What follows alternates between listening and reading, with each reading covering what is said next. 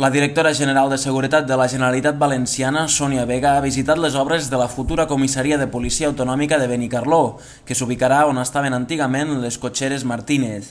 Des del govern valencià es volen agilitzar al màxim els terminis per tal que la instal·lació estigui a punt quan abans millor.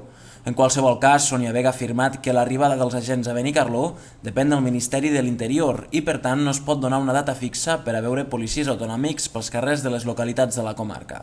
Nosotros dentro de esta comisión mixta, uno de los planteamientos es que el concurso de los policías que van a ocupar los puestos que estén en Benicarló sea un concurso cerrado y, por tanto, esto depende de esa parte del Ministerio del Interior que remitirá esos policías en ese concurso cerrado. Lógicamente, como decía, hay varias administraciones públicas implicadas. Nosotros estamos acortando los plazos lo más posible. La mateixa Sònia Vega sí que ha parlat de terminis pel que fa a l'edifici que albergarà la nova seu policial.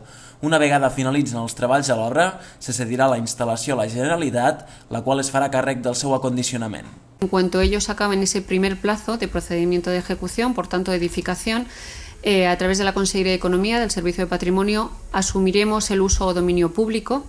Entendemos que puede ser, estimamos que para finales de este año ya podemos tenerlo la Generalitat y ahí empezaremos nuestros procedimientos administrativos. Lógicamente hay que licitar un concurso para las instalaciones y el acondicionamiento de esa comisaría de policía y estaríamos hablando pues finales de este año aproximadamente, principios del que viene, porque estamos hablando de procedimientos administrativos, no solo de una cesión de uso que asumirá y que aceptará la Generalitat Valenciana, sino también un acondicionamiento de esas instalaciones. La futura comissaria de policia autonòmica de Benicarló comptarà amb 500 metres quadrats en 3 plantes i 40 agents, a més de 4 subinspectors i un inspector en cap.